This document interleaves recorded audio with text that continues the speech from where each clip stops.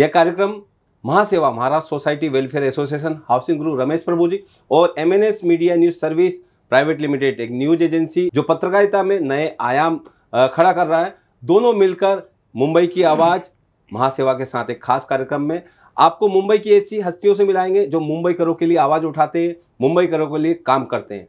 आज भी हमारे स्टूडियो में एक ऐसी शख्सियत मौजूद है जो RTI के जरिए मुंबई करों के लिए और देशवासियों के लिए जिन्होंने अहम खुलासे किए हैं, ऐसी शख्सियत मिस्टर मनोरंजन राय हमारे स्टूडियो में मौजूद है।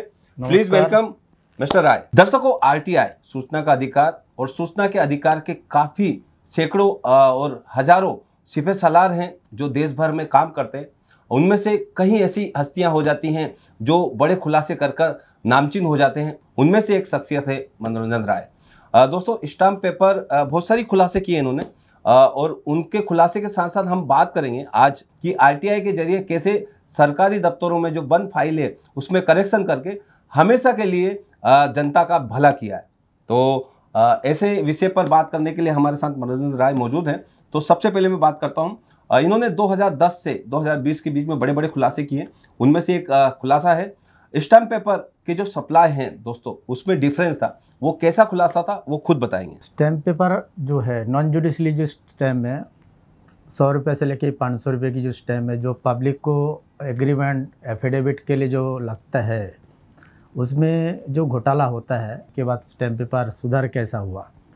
2005 के पहले 1995 के स्टैम्प पेपर अगर आपको चाहिए बैक डेट पे मिल जाता था। 1975 का चाहिए तो बैक डेट पे मिल जाएगा। नोटरी भी आपको बैक डेट पे मिल, बट ये लीगल चीज़ नहीं होता था।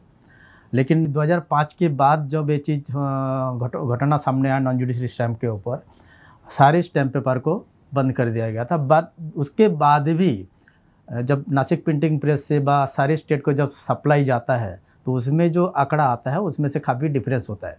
तब वो आने के बाद जब फिर उसका सुधार होता है, वो सुधार होता है जब आप अगर पब्लिक अगर कोई भी स्टैम्प पेपर लेने को जाता है, उसमें से अभी आपको सुधार मिलेगा जब आप किस लिए आपको स्टैम्प पेपर चाहिए, एक काम कहाँ पेपर आप यूज़ करेंगे, वो देने के बाद आप स्टैम्प लग के आपके पास आता है जो आप बैक डेट में नहीं ले सकते। आप उसके बाद आप नोटरी कर सकते हैं जो आप लीगल प्रोसेस हो गया है। ये एक स्टैम्प पेपर का बड़ा सुविधा हुआ जनता के लिए। बिल्कुल, ये खुलासे के बाद एक लोगों के लिए एक अच्छी सुविधा हुई।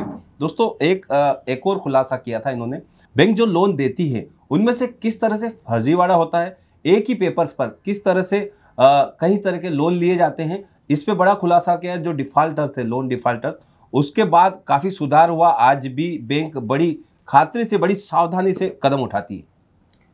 जब कोई भी पब्लिक जब लोन लेता है, एक तो अपने एक फ़ायदा के लिए लेता है, कोई कंपनी के लिए भी लेता है, लेकिन काफ़ी सारे लोग जो है जो लोन लेने के बाद भी भर सकते हैं लेकिन भरता नहीं है।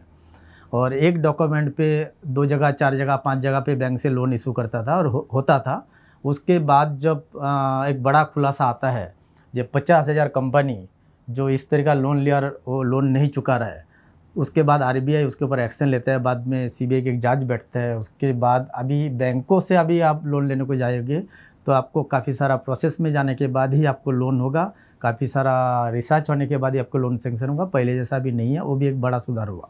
बिल्कुल, जो लोग दिवालिया घोषित हो जाते थे, डिफाल्टर हो जाते थे और अपना हिंदुस्तान का पैसा, अपने भारत का जमा पूंजी बाहर चले जाते थे, जैसे मेहुल चोकसी और मोदी, तो ये सब कदम ना उठे, इस तरह डिफाल्टर्स कम हो, एक अच्छा खुलासा हुआ। उसकी वजह से अगले इनकी स्टोरी की तरफ बढ़े।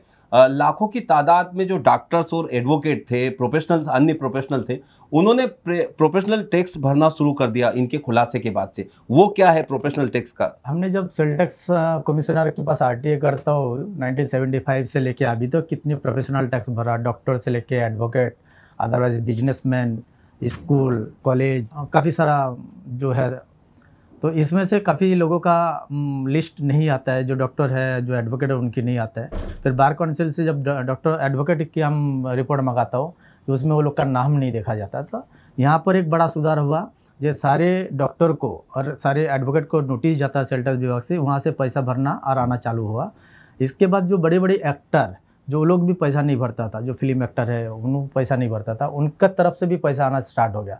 एक बड़ा सरकार के लिए फ़ायदा हुआ है। जो इस तरह का पैसा नहीं भरता है, नहीं दिखाता प्रोफेशनल टैक्स में, वो आना स्टार्ट हो गया। बिल्कुल। मनोरंजन राय जी, एक बड़ा खुलासा किया था आपने, आरबीआई द्वारा जो नोटों में सप्लाई और डिस्ट्रीब्यूशन था, एक बड़ा डिफरेंस था, वो क्या था? देखिए 2013 में टाइम्स ऑफ इंडिया में नीट खबर था, हेडलाइंस में खबर था, 2013 संडे का दिन था, खबर था। ये प्रिंटिंग प्रेस जो हमारा देश में 3 प्रिंटिंग प्रेस, एक है नासिक, एक है देवास और एक बेंगलोर, भारतीय रिजर्व बैंक नोट मुद्रण प्राइवेट लिमिटेड के तरफ से प्रिंटिंग होता था। 1000 और 500 की नोट, 1000 की नोट 2000 में प्रिंट होना चालू हुआ, उसमें 500 की नोट और 2000 की नोट में बहुत सारे डिफरेंस आया। आरबीआई कितना रिसीव किया और उन्होंने कितनी सर्कुलेशन डाला है, जिसमें से बड़ा डिफरेंस आने का टाइम्स ऑफ इंडिया में एक स्टोरी आता है।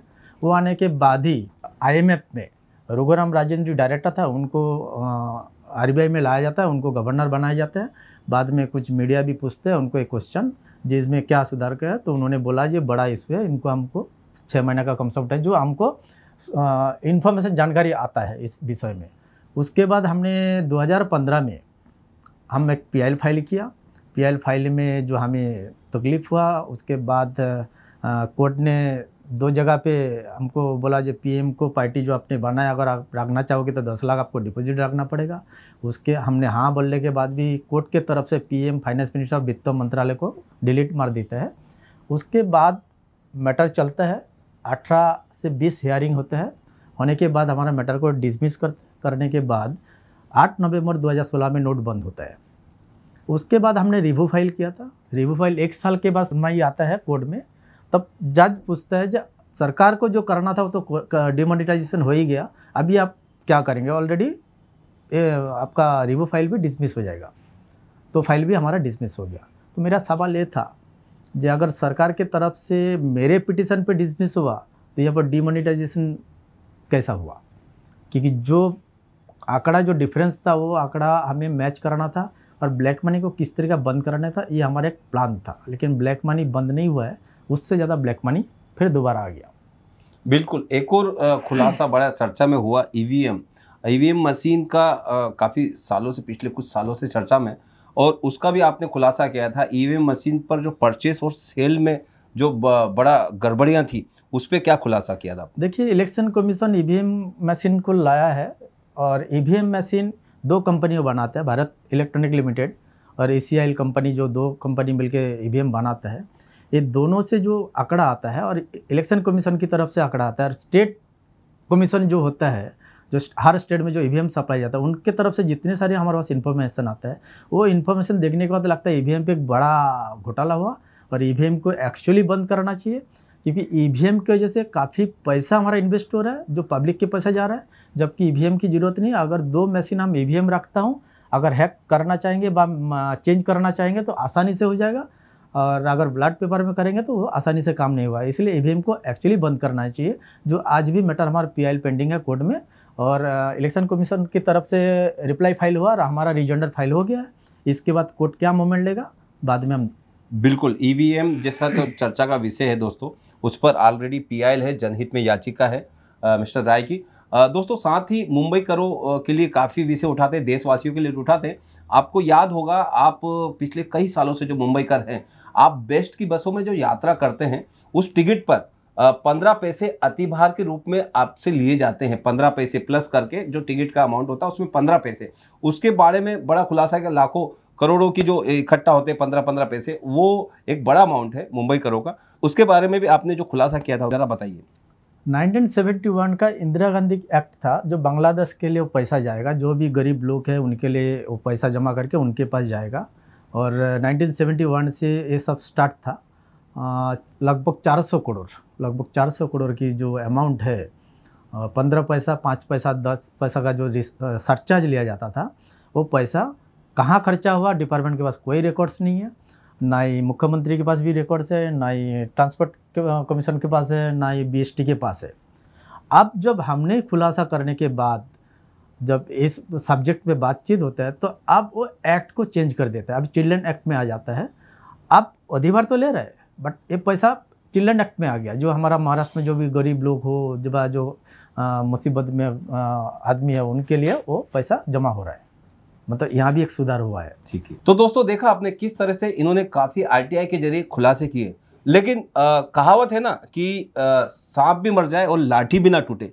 एक काम ऐसा ही किया इन्होंने आरटीआई के जरिए कि सूचना का अधिकार मांगा इन्होंने, और उस आरटीआई के जरिए सरकारी दफ्तरों में जो सालों से फाइलें बंद है और उन फाइलों में बहुत सारी गलतियां हैं जो जनहित में है, लोगों के हित में उसको सुधार होना चाहिए था, वो सुधारी गई है डिपार्टमेंट के द्वारा। जो डिपार्टमेंट में जो करेक्शन है वो उसके बाद गलतियां सुधारी गई, उससे एक नया सोसाइटी में नया मैसेज जाता है। वो भी एक इन्होंने खुलासा किया है, क्या है उसके बारे में हम जानते हैं इनसे।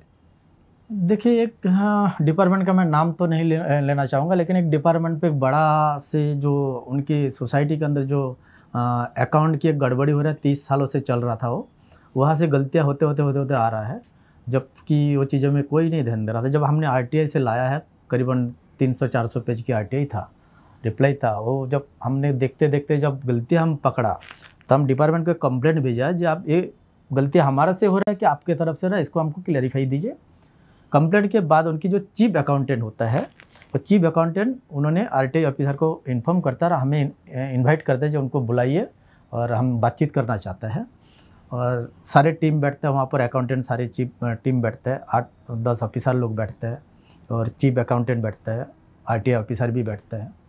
तो हमें बुला के अच्छा स्वागत किया और उन्होंने अच्छा हमारा खातिरदारी किया है। उन्होंने बोला जी आप ये जो किया है तो बहुत ही चौंकाने वाले किया है, लेकिन आपका सोच क्या है, अगर आप मीडिया में देना चाहते हो तो हमारे एक डिपार्टमेंट की बदनामी हो रहा है।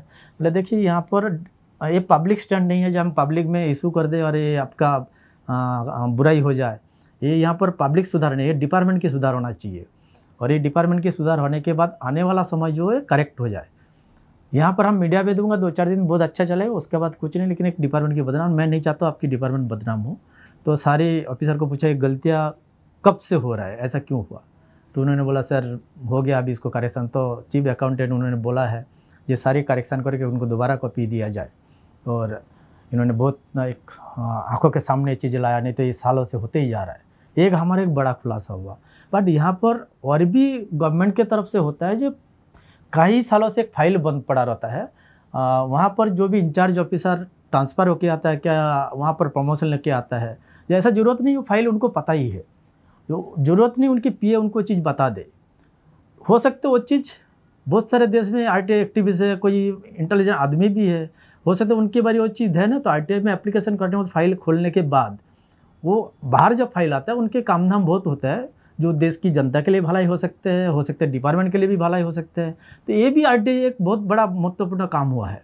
बट आरटीआई ये नहीं है जो मैं खुद मेरे लिए जानकारी लूँ, बाका कोई इंडिविजुअल आदमी के लिए जानकारी हो वही हमारा फ़ायदा हो, ऐसा नहीं है। आरटीआई ऐसा होना चाहिए जहाँ पर इस तरह का खुलासा हो, इस तरह की जानकारी सामने आ रहा है, वो है आरटीआई। आरटीआई गवर्नमेंट इसीलिए लाया गया। और बहुत सारी चीज़ें पढ़ाई में नहीं मिलते हैं, जो गवर्नमेंट में जो दफ्तर में काम होते हैं, काफ़ी सारा प्रैक्टिकली काम होता है जो पढ़ाई में नहीं आता है, और आरटीआई जाने के बाद हो सकता है हमें नॉलेज मिले, हमको सीखने को मिले, ये भी एक आरटीआई में बेनिफिट है। बिल्कुल, आरटीआई सूचना का अधिकार से काफ़ी सारे फायदे जो इन्होंने एक एक कर गिनाए, और इनके जो काम की बदौलत दोस्तों काफ़ी सारा राजस्व जो रेवेन्यू गवर्नमेंट को मिला है, तो वो एक तारीफ़ काबिल है, और जनता को भी कहीं ना कहीं न्याय मिला है। तो दोस्तों मैं यही चाहूँगा कि इस तरह से मिस्टर मनोरंजन राय मुंबईकरों के लिए, देशवासियों के लिए आरटीआई करते रहिए जनहित में, और इनके तमाम जो विषय हैं जनहित में वो ऐसे ही चलते रहे, इनका सफ़र ऐसे ही जारी रहे। और साथ ही यदि आप मनोरंजन राय जी से संपर्क करना चाहते हैं तो हमारे जो स्क्रीन पर नंबर दिए हैं उस पर संपर्क कर सकते हैं, हमें मेल कर सकते। आप भी यदि इस तरह के कुछ आपके विषय हैं तो आप हमसे संपर्क करें। इस खास कार्यक्रम में मुंबई की आवाज़ महासेवा के साथ में आप किसी हस्ती को लाना चाहते हैं, आप इस चैट बॉक्स में नीचे जो लिंक है उस पर लिखें। मुझे यानी सुनील शर्मा को दीजिए इजाज़त। नमस्कार।